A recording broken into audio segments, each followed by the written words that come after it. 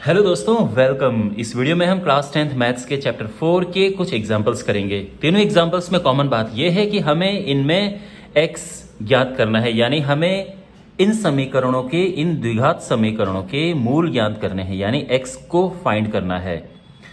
तो बेसिकली हमें इनके गुणनखंड करने हैं, तो वन बाय वन इन तीनों को करते हैं। ये एग्जाम्पल थर्ड, ये एग्जाम्पल फोर्थ और एग्जाम्पल फिफ्थ है। ओके, शुरू करते हैं एग्जाम्पल थर्ड से। तो हमारे पास 2x² minus 5x plus 3 is equal to 0। हमने इसके गुणनखंड करने हैं। देखो माय डियर, अगर आपको गुणनखंड करने आते हैं तो ये आपके लिए एकदम पीस ऑफ केक है, मीन्स बहुत आसान है। लेकिन अगर आपको फैक्टर्स करने नहीं आते हैं तो मैं आपको एक सुझाव दूंगा। डिस्क्रिप्शन में मैंने कुछ बेसिकली 2 वीडियोस के लिंक डाले हैं, दोनों गुणनखंड के हैं, और वो आपके लिए बहुत ही काम आएंगे अगर आपको फैक्टर्स नहीं आते हैं। आप उन वीडियोस को ज़रूर देखना और उससे आपके गुणनखंड बहुत मजबूत हो जाएंगे। तो यहाँ पे हम शुरू करते हैं। सबसे पहला काम जो हम यहाँ पे करते हैं वो है कि इन दोनों का आपस में गुणा करना है, इनका आपस में गुणा करना है। क्या होगा? 3 दूने 6। ठीक है, हो गया। अब 6 को 2 हिस्सों में ऐसे बांटो कि उनको मल्टीप्लाई करके तो 6 आए, पर प्लस करके 5 आए। ध्यान रखना, ये साइन सबसे ज्यादा इंपॉर्टेंट होता है ना। ये वाला, ये वाला, ये वाला, ये वाला। अगर प्लस है तो प्लस करके आना चाहिए, अगर माइनस है तो माइनस करके आना चाहिए। क्योंकि प्लस करके 5 आना चाहिए तो इसके 2 हिस्से होंगे, 3 दूने 6, तो 3 और 2 होते हैं 5। समझ गए? अगर यहाँ पे माइनस होता, मान लीजिए यहाँ पे माइनस होता, तो हम फिर क्या करते? 6 कम 6। क्यों? क्योंकि 6 में से 1 को माइनस करके 5 आता है।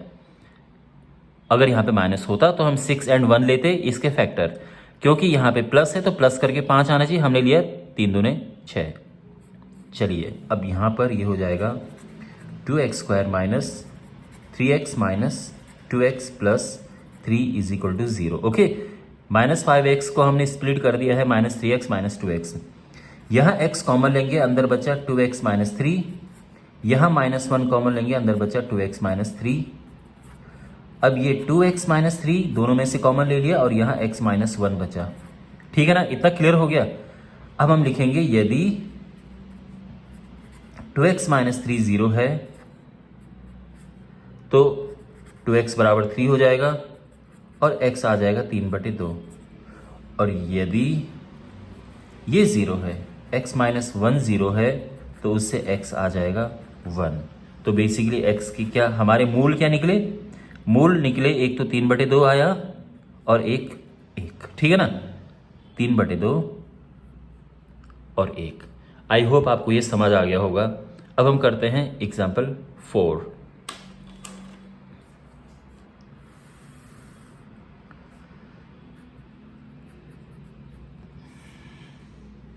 यहां पे हमारे पास है 6x² minus x minus 2 is equal to 0। Again पहले इसका और इसका गुणा करते हैं। 6 दूने 12, 12 के 2 हिस्से करो, जिसको माइनस करके 1 आए, तो ये होता है 4 तियां 12। ठीक है ना, तो एक 4 और एक 3 हो गया। तो हम इसको लिखेंगे 6x² minus 4x plus 3x minus 2 is equal to 0। ध्यान रखिए 4 और 3 आया है, लेकिन हमें ध्यान रखना है कि ये -1 है। तो यहाँ पे साइन इस तरह से लगाएंगे कि ये -1 आई हिसाब किताब करके, जैसे -4x plus 3x minus 1x होता है। ठीक है ना, आप दोनों को माइनस नहीं रख सकते, अदरवाइज वो -7 बन जाएगा। यहाँ पे हम कॉमन लेंगे 3x और ये आया 2x कॉमन लेंगे, ये आएगा 3x माइनस 2, और यहाँ 1 कॉमन लेंगे, 3x minus 2 is equal to 0। अब दोनों से हमने 3x माइनस 2 कॉमन लिया है और अंदर बचेगा 2x plus 1 is equal to 0।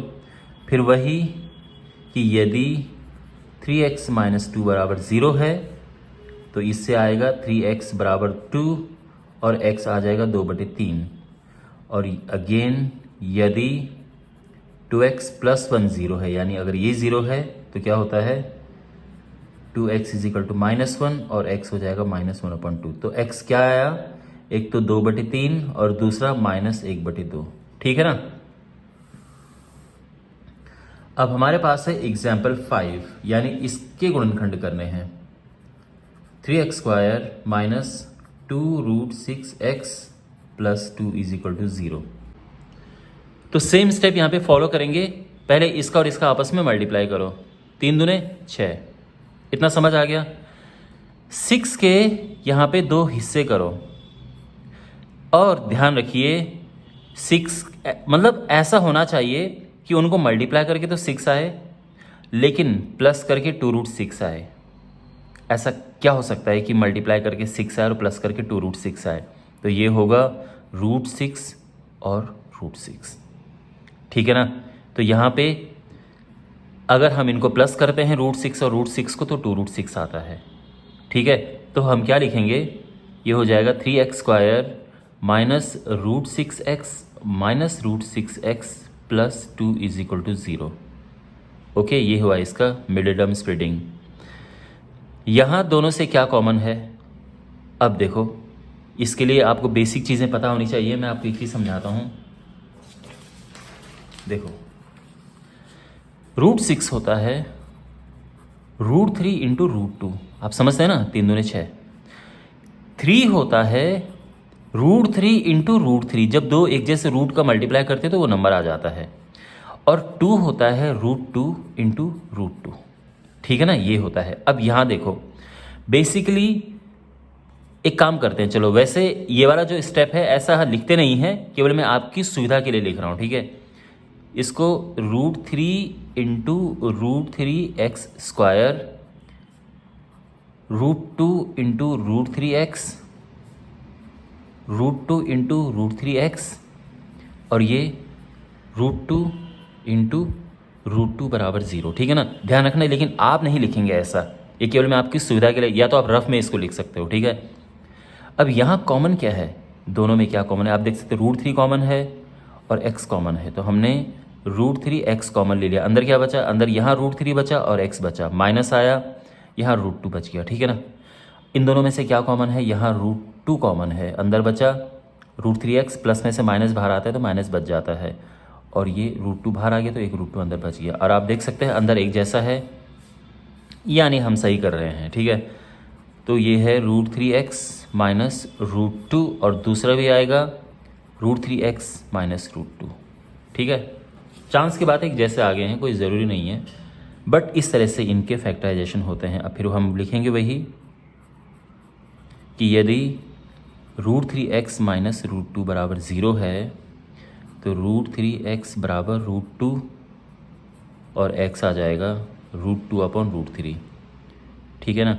दूसरा भी वही है, दूसरा देखेंगे आप तो दूसरा भी वही है, तो ये भी x आ जाएगा √2/√3। तो x की जो वैल्यूज़ आ गई हैं वो है √2/√3, या हम इसको ऐसे भी लिख सकते हैं, ठीक है। रूट दोनों में है तो 2/3 इस तरह से। तो ये आंसर आ गया x = √2/3 कॉमा √2/3। आप ये मत सोचना कि दोनों एक जैसे हैं तो एक बार लिखने, नहीं, हमें 2 बार लिखने हैं, ठीक है ना। ओके, वेल आई होप आपको ये सब समझ आया होगा। कोई डाउट हो तो पूछना कमेंट बॉक्स में। थैंक्स फॉर वॉचिंग, मिलते हैं अगले वीडियो में। God bless you.